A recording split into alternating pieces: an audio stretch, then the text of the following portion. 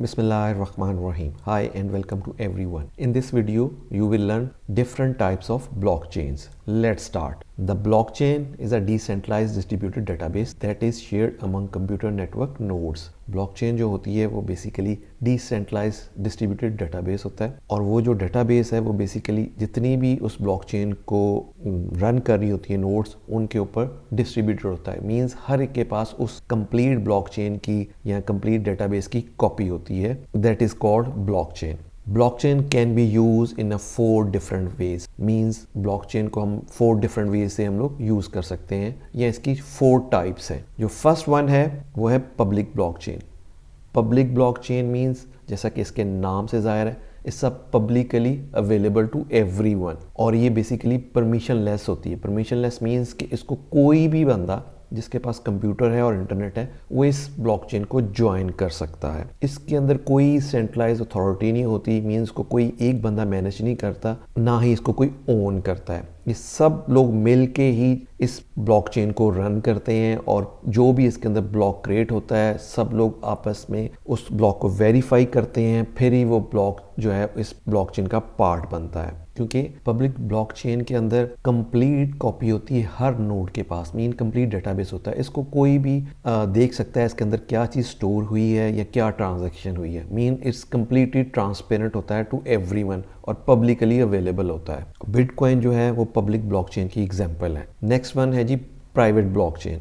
जो private blockchain होती है कंट्रोल्ड बाय वन अथॉरिटी. कोई सिंगल ऑर्गेनाइजेशन उसको कंट्रोल कर रही होती है प्राइवेट ब्लॉकचेन और वो प्राइवेट ब्लॉकचेन बनाई ही इसलिए जाती है कि वो अपने पर्पसेस के लिए या जो भी उनका काम है उसको यूटिलाइज करने के लिए वो प्राइवेट ब्लॉकचेन को बनाते हैं और ये कोई ना कोई कंपनी या ऑर्गेनाइजेशन इसको ओन करती है. और प्राइवेट ऑर्गेनाइजेशन जैसे इसका नाम है प्राइवेट तो ये कंप्लीटली प्राइवेट होती है और परमिशनड होती है. यानी कोई बंदा भी इसको ज्वाइन नहीं कर सकता. अगर आपने इसको ज्वाइन करना है तो वो जो अथॉरिटी है या कंपनी है वही आपको ऑथराइज करेगी. अगर वो आपको एक्सेस देती है तो तभी आप इस प्राइवेट ब्लॉकचेन को ज्वाइन कर सकते हैं. इसके अंदर कंप्लीट जो डाटा होता है वो सिक्योर्ड होता है और प्राइवेट होता है ताकि कोई भी उसको देख ना सके. जो भी इसके डेटाबेस के अंदर ट्रांजैक्शन होती है वो ओपन नहीं होती है, पब्लिकली नहीं होती, वो प्राइवेट होती है.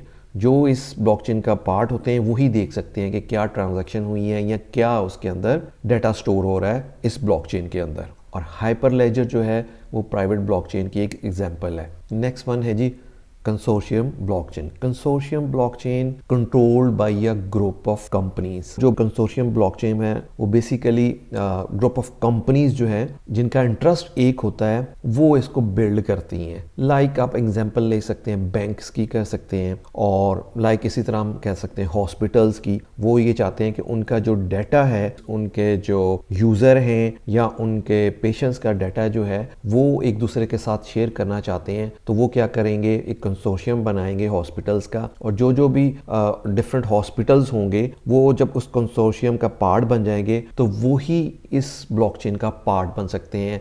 मींस वो डाटा शेयर कर सकते हैं, उस डाटा को एक्सेस कर सकते हैं पेशेंट्स के और उसको यूज़ कर सकते हैं. तो जो कंसोर्शियम ब्लॉकचेन होती है एक तो ये परमिशनड ब्लॉकचेन होती है यानी कि ये पब्लिकली अवेलेबल नहीं होती. इसको वही लोग ज्वाइन कर सकते हैं जो इस कंसोर्शियम का पार्ट होते हैं. उस ब्लॉकचेन को फिर ही वो एक्सेस कर सकते हैं, उस डेटाबेस को या उस ब्लॉकचेन के अंदर जो भी ट्रांजैक्शन हो रही है उसको देख सकते हैं. इसके अंदर भी डाटा जो है प्राइवेट होता है. वही कंपनीज जो इसका पार्ट होती हैं वही उसको देख सकती हैं कि इसके अंदर क्या हो रहा है. और फोर्थ वन जो है वो है हाइब्रिड ब्लॉकचेन. हाइब्रिड ब्लॉकचेन के अंदर क्या होता है कि कॉम्बिनेशन हो सकता है कि पब्लिक और प्राइवेट ब्लॉकचेन के कॉम्बिनेशन से हाइब्रिड ब्लॉकचेन बन सकती है. इसी तरह पब्लिक और कंसोर्शियम ब्लॉकचेन से भी बन सकती है. और इवन 2 डिफरेंट जो ब्लॉकचेन्स हैं अगर वो आपस में डाटा शेयर करती हैं पब्लिकली उसको हम लोग हाइब्रिड ब्लॉकचेन कह सकते हैं. और इसके अंदर क्या होता है कि अगर पब्लिक और प्राइवेट हो तो जो डाटा पब्लिकली अवेलेबल होगा वो परमिशनलेस होगा और जो प्राइवेट के अंदर यूज़ होगा वो परमिशन डाटा होगा.